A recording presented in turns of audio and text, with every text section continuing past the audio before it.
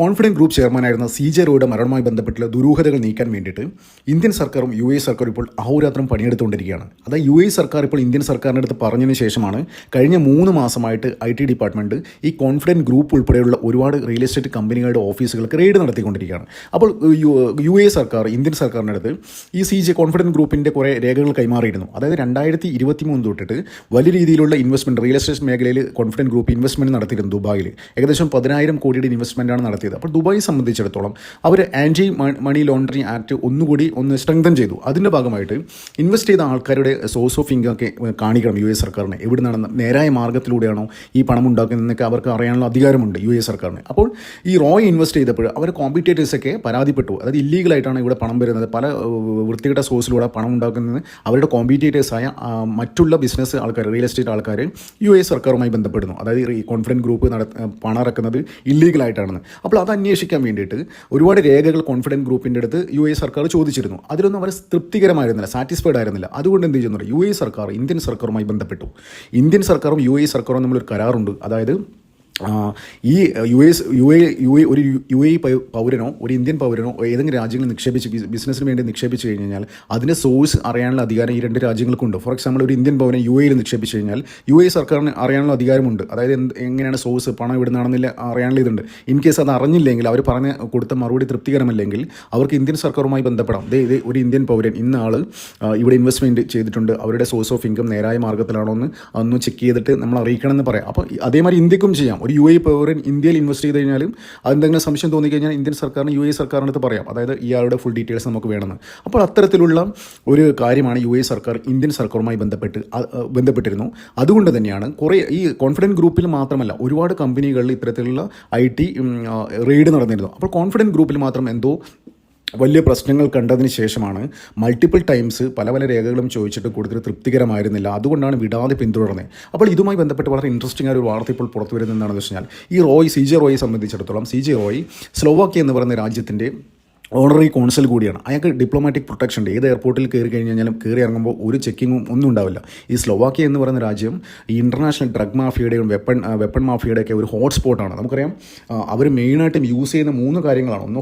ഒന്ന് ഹെറോയിൻ, ഒന്ന് കൊക്കെയിൻ, ഒന്ന് ഈ സിന്തറ്റിക് ഡ്രഗ്സ് ഒക്കെ. ഈ ഹെറോയിനൊക്കെ ഉൽപ്പാദിപ്പിക്കുന്നത് അഫ്ഗാനിസ്ഥാനിൽ നിന്നാണ്. അപ്പോൾ അഫ്ഗാനിസ്ഥാനെ സംബന്ധിച്ചിടത്തോളം അവിടുത്തെ ജനങ്ങളൊന്നും അത് ഉപയോഗിക്കാറില്ല. അത് ഈ ബാൾക്കൻ രാജ്യങ്ങളിലേക്കൊക്കെ കൊണ്ടുപോകുന്നത്, ട്രാൻസ്ഫർ ചെയ്യുന്നത് അതിനൊരു ഹോട്ട്സ്പോട്ടാണ് സ്ലോവാക്യ എന്ന് പറയുന്ന രാജ്യം. പിന്നെ അതുപോലെ കൊക്കെയിൻ കൂടുതലും വരുന്ന ലാറ്റിൻ അമേരിക്കൻ രാജ്യങ്ങളിൽ നിന്നാണ്. അപ്പോൾ അതിൻ്റെ ഒരു ഹോട്ട്സ്പോട്ടാണ് ഇത് സ്ലോവാക്യ എന്ന് പറയുന്ന രാജ്യം. പിന്നെ സിന്തറ്റിക് ഡ്രഗ്സ് ഏറ്റവും കൂടുതൽ ലോകത്തിൽ ഉൽപ്പാദിപ്പിക്കപ്പെടുന്ന ഒരു രാജ്യമാണ് ഈ സ്ലോവാക്യ എന്ന് പറയുന്നത്. അപ്പോൾ അങ്ങനെയുള്ള ഒരു രാജ്യത്ത് നിന്ന് വലിയ രീതിയിൽ ഏകദേശം 70,000 കോടിക്കടുത്തുള്ള ഡ്രഗ്സുകൾ ദുബായിലേക്ക് അടുത്ത കാലത്ത് കഴിഞ്ഞ കുറച്ച് വർഷങ്ങളായിട്ട് ഒഴുകി എന്നുള്ളൊരു വിവരം ദുബായ് പോലീസിന് കിട്ടുന്നു. അപ്പോൾ ദുബായ് പോലീസ് കാലങ്ങളായിട്ട് ഇത് അന്വേഷിച്ചുകൊണ്ടിരിക്കുകയാണ്, ഏത് ചാനലിലൂടെയാണ് ഇത് വരുന്നതെന്നല്ലേ.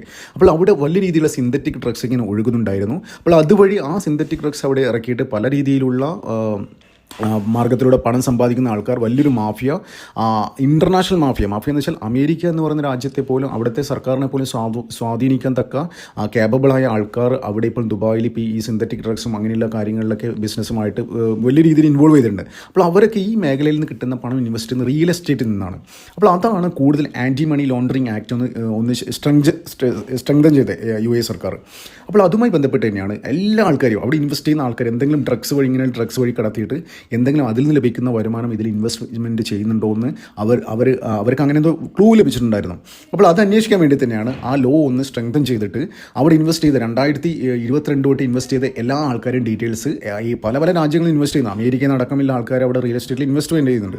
അപ്പോൾ അത്തരത്തിലുള്ള ആൾക്കാർ വിശദമായ വിവരങ്ങൾ, സോഴ്സ് ഓഫ് ഇൻകം അറിയാൻ വേണ്ടി തന്നെയാണ് അപ്പോൾ UAE സർക്കാർ ഇന്ത്യൻ സർക്കാരുമായി ബന്ധപ്പെട്ടു. അപ്പോൾ അത്തരത്തിൽ എന്തെങ്കിലും ഈ CJ റോയുടെ കോൺഫിഡൻറ്റ് ഗ്രൂപ്പിനുമായി എന്തെങ്കിലും ബന്ധമുണ്ടോ? പൊടുന്നതിന് ഒരു 10,000 കോടി ഒരു ഇന്ത്യൻ കമ്പനി വന്നിട്ട്, അതായത് വാർഷിക ലാഭം തന്നെ ഒരു 100-150 കോടി വാർഷിക ലാഭമുള്ള ഒരു കമ്പനി ഒരു 10,000 കോടിക്ക് മുകളിൽ ദുബായിൽ ഇൻവെസ്റ്റ് ചെയ്യുന്നു എന്ന് പറയുമ്പോൾ തന്നെ അത് പെട്ടെന്ന് അതിലെന്തോ അസ്വാഭാവികത ഉണ്ട്. അപ്പോൾ അതൊക്കെ ഇതൊക്കെ ആദ്യം ഇൻഫോം ചെയ്യുന്നത് ഇവിടെ ദുബായിലെ കോൺഫിഡൻറ്റ് ഗ്രൂപ്പിൻ്റെ കോമ്പറ്റേറ്റേഴ്സ് ആയുള്ള മറ്റുള്ള റിയൽ എസ്റ്റേറ്റ് കമ്പനികളാണ് ദുബായ് ഗവൺമെൻറ്റിനെ അധികൃതരെ അറിയിക്കുന്നത്. അതായത് ഇല്ലീഗലായിട്ടുള്ള പണം വരുന്നുണ്ട് കാര്യങ്ങളൊക്കെ. അപ്പോൾ അവർക്ക് സംശയം സംശയം തോന്നിയിട്ടാണ് ഇന്ത്യൻ സർക്കാരിനെ അറിയിക്കുന്നതും ഇന്ത്യൻ സർക്കാരിൻ്റെ ഭാഗമായിട്ടുള്ള IT ഡിപ്പാർട്ട്മെൻറ്റ് ഒരുപാട് കമ്പനികൾ റെയ്ഡ് നടത്തിയിരുന്നു. അപ്പോൾ അതിൻ്റെ ഭാഗമായിട്ടാണ് ഈ CJ റോയ് കൊല്ലപ്പെട്ടതെന്നും പറയുന്നു. അപ്പോൾ ഇപ്പോൾ പുറത്തു വരുന്ന മറ്റൊരു കാര്യം എന്ന് വെച്ച് കഴിഞ്ഞാൽ, അതായത് CJ റോയെ കാത്തിട്ട് ദുബായിലെ ജയിലുകൾ സജ്ജമായിരുന്നു. അതായത് ഏത് നിമിഷവും CJ റോയെ അറസ്റ്റ് ചെയ്ത് ദുബായ് അധികൃതർ ജയിലിൽ അടക്കാനുള്ള സാധ്യത ഒരു സാധ്യത ഉണ്ടായിരുന്നു. അപ്പോൾ അത് ഒഴിവാക്കാൻ വേണ്ടിയിട്ടാണ് സ്വയം വെടിയുർത്ത് മരിച്ചതെന്നുള്ള ഒരു വാർത്തകളും പുറത്തു വരുന്നുണ്ട്. സംഭവം എന്ന് വെച്ച് കഴിഞ്ഞാൽ, ഈ റിയൽ എസ്റ്റേറ്റിൽ ഒഴുകിയ മണിയുടെ സോഴ്സ് അന്വേഷിച്ച് ചെന്നപ്പോഴാണ് മനസ്സിലാവുന്നത് വലിയ രീതിയിലുള്ള ഇങ്ങനെ ഡ്രഗ്സ് മാഫിയ അങ്ങനെയുള്ള കണക്ഷൻ ഉണ്ടാവാനുള്ള സാധ്യത തള്ളിക്കളയാൻ പറ്റില്ല എന്നാണ് ഈ ദുബായുമായി ബന്ധപ്പെട്ട് അവിടെ പ്രവർത്തിക്കുന്ന മാധ്യമങ്ങളൊക്കെ പറയുന്നത്. അപ്പോൾ ഈ CJ റോയ് മാത്രമല്ല, പല രാജ്യങ്ങളിലെ ഇത്തരത്തിലുള്ള ബിസിനസ് ടൈക്കൂൺസിൻ്റെ രേഖകൾ കിട്ടാൻ വേണ്ടിയിട്ട് ദുബായ് പോലീസ് ഇപ്പോൾ നെട്ടോട്ടം ഓടിക്കൊണ്ടിരിക്കുകയാണ്. അപ്പോൾ സ്ലോവാക്കിയുമായിട്ട് ഈ UAE സർക്കാരിന് അത്ര നല്ല ബന്ധമല്ല. അപ്പോൾ അവരുമായിട്ട് ബന്ധപ്പെട്ട് കഴിഞ്ഞാൽ ഇത്തരത്തിൽ എന്തെങ്കിലും ട്രാൻസ്ഫർ നടന്നിട്ടുണ്ടോ, ഡ്രഗ്സിൻ്റെ ആയുധത്തിൻ്റെ ഡീല് നടന്നിട്ടുണ്ടോ, അത്തരം കാര്യങ്ങൾ അറിയാൻ വേണ്ടിയിട്ട് ചോദിച്ചു കഴിഞ്ഞാൽ ഒരു പ്രോപ്പർ ആൻസർ കിട്ടാൻ സാധ്യതയില്ല. കാരണം എന്ന് വെച്ചാൽ സ്ലോവാക്കിയ എന്ന് പറയുന്ന രാജ്യം ഇതുകൊണ്ട് മാത്രം ജീവിക്കുന്നതാണ്. അത് ഇത്തരത്തിലുള്ള ഒരു ഹോട്ട്സ്പോട്ടാണ്, ഇതിൻ്റെ എല്ലാത്തിൻ്റെ ഒരു ഹോട്ട്സ്പോട്ടാണ് സ്ലോവാക്കിയ. അപ്പോൾ അവർ രാജ്യം തന്നെ നിലനിന്ന് പോകുന്നത്, അവരെ കഞ്ഞുപിടിച്ച് പോകുന്നത് ഇത്തരം ഡീലുകൾ നടക്കുന്നുണ്ട്. അതിനൊരു മീഡിയേറ്ററായിട്ട് നിൽക്കുന്നത് കൊണ്ടാണ് ഈ രാജ്യം തന്നെ നിലനിന്ന് പോകുന്നത്. അപ്പോൾ അങ്ങനെ ഒരു രാജ്യത്തിൻ്റെ ഒരു ഓണററി കൗൺസിലായ ഈ CJ റോയ് ദുബായിൽ പോകുമ്പോഴും സ്ലോവാക്കിയിൽ നിന്ന് അങ്ങോട്ടും ഇങ്ങോട്ടും വരും, പലതവണ ട്രാവൽ ചെയ്തിട്ടുണ്ടെന്നുള്ള വിവരമുണ്ട്. അപ്പോൾ അത്തരത്തിലുള്ള ആ സമയത്തേക്ക് എന്തെങ്കിലും ഇല്ലീഗലായിട്ടുള്ള എന്തെങ്കിലും ഡ്രഗ്സോ അങ്ങനെയുള്ള സിന്തറ്റിക് ഡ്രഗ്സോ അങ്ങനെയുള്ള ആയുധങ്ങളോ വന്നിട്ടുണ്ടോ എന്ന് അന്വേഷിക്കേണ്ടിയിരിക്കുന്നു. അപ്പോൾ എങ്ങനെയാണ് ഈ 10,000 കോടിക്കടുത്ത് അവിടെ ഇൻവെസ്റ്റ് ചെയ്യാൻ പറ്റുന്നത് എന്നുള്ളൊരു കാര്യവും ഇന്ത്യൻ സർക്കാരിൻ്റെ പക്കൽ നിന്ന് അറിയേണ്ടിയിരിക്കുന്നു. അതുകൊണ്ടാണ് ആ ഒരു ക്വസ്റ്റ്യൻ തന്നെയാണ് income tax department multiple times ചോദിച്ചിട്ടും കൊടുക്കാത്തൊരു രേഖ തന്നെയാണ്. അതായത് ഇപ്പോൾ തന്നെ പറയുന്നില്ലേ, അതായത് അന്ന് റെയ്ഡ് ലോക്കർ ഉള്ള റൂമിൽ കയറി, ലോക്കർ തുറന്നില്ല, ലോക്കർ തുറക്കുന്നതിന് മുന്നേ തന്നെ വെടിവെച്ച് മരിച്ചു. അപ്പോൾ ഇനി വേണമെങ്കിൽ CJ റോയുടെ ഭാര്യ ഉപയോഗിച്ച ലോക്കർ തുറക്കാം. ആ ലോക്കർ തുറന്നാൽ അറിയാൻ പറ്റും എന്തെങ്കിലും, അതായത് ഈ സ്ലോവാക്കിയിൽ നിന്ന് ദുബായിലേക്ക് എന്തെങ്കിലും ഇങ്ങനെ ഡ്രഗ്സോ അങ്ങനെ സിന്തറ്റിക് ഡ്രഗ്സോ അങ്ങനെ കടത്തിയ ആരെങ്കിലായിട്ട് ചങ്ങാത്തമുണ്ടോ, അവരായിട്ട് എന്തെങ്കിലും ഡീലുണ്ടോ, അവരെ ഇൻവെസ്റ്റ്മെൻറ്റ് ഈ കോൺഫിഡൻറ്റ് ഗ്രൂപ്പിലുണ്ടോ, ദുബായിൽ നടത്തിക്കൊണ്ടിരിക്കുന്ന റിയൽ എസ്റ്റേറ്റ് പ്രോജക്റ്റിൻ്റെ ഭാഗമായിട്ട് അത്തരത്തിലായിരിക്കും പങ്കുണ്ടോ എന്ന് ആ ലോക്കർ തുറന്നാൽ അറിയാം. ശരിക്കും ആ ലോക്കർ ശരിക്കും വലിയൊരു ഭൂതമാണ്.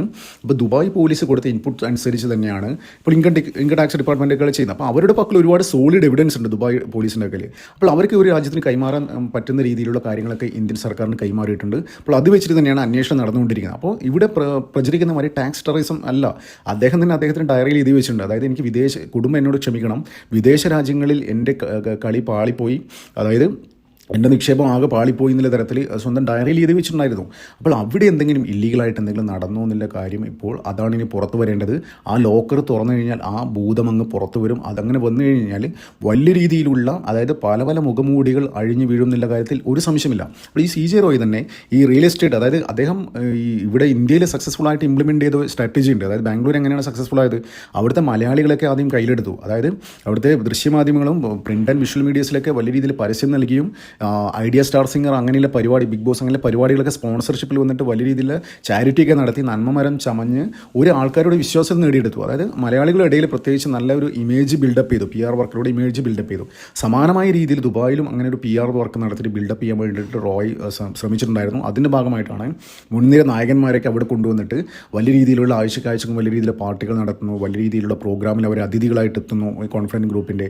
അപ്പോൾ മൊത്തത്തിലൊരു ന്യൂസായി, മൊത്തത്തിലൊരു ഓളം സൃഷ്ടിക്കുക. അപ്പോൾ ഇതിൻ്റെ മറവിൽ ഈ നടന്മാരൊക്കെ ഉപയോഗിച്ചിട്ട് വലിയ രീതിയിൽ ഹവാല ഇടപാടുകൾ നടന്നിട്ടുള്ള റിപ്പോർട്ടും പുറത്തുണ്ട്. അപ്പോൾ എന്തിനായാലും അതൊക്കെ വഴിയെ പുറത്തു വരുന്ന കാര്യത്തിൽ ഒരു സംശയമില്ല. എന്തിനായാലും ഈ ലോക്കർ തുറന്നാൽ അറിയാം എന്തൊക്കെ ഇടപാടുകളാണ്, എങ്ങനെയാണ് ആ ദുബായിൽ വന്ന ഇൻവെസ്റ്റ്മെൻറ്റ് ഏത് വഴിക്കാണ് വന്നത്. അതായത് ഇവർ ആദ്യം കൊടുത്ത ഇൻഫർമേഷൻ പ്രകാരം ഇന്ത്യയിൽ നിന്നുള്ള ബിസിനസ് ലാഭമാണ് ദുബായിൽ ഇൻവെസ്റ്റ് ചെയ്തത്. അപ്പോൾ അത്രയും വലിയ ഭീമന്മാരാണ്, വലിയ പാരമ്പര്യമായി ബിസിനസ് നടത്തുന്ന വലിയ നമുക്ക് ഊഹിക്കാൻ പറ്റുന്ന അപ്പോഴുള്ള വലിയ ആൾക്കാരാണ് അവിടെ ഇൻവെസ്റ്റ് ചെയ്യുന്നത്. അപ്പോൾ അവരോടൊക്കെ കിടപിടിക്കുന്ന രീതിയിൽ കോൺഫിഡൻറ്റ് ഗ്രൂപ്പ് ഇത്ര ഇൻവെസ്റ്റ് ചെയ്യണമെങ്കിൽ അതിൻ്റെ സോഴ്സ് എന്താണെന്ന് ശരിക്കും അറിയേണ്ടിയിരിക്കുന്നു.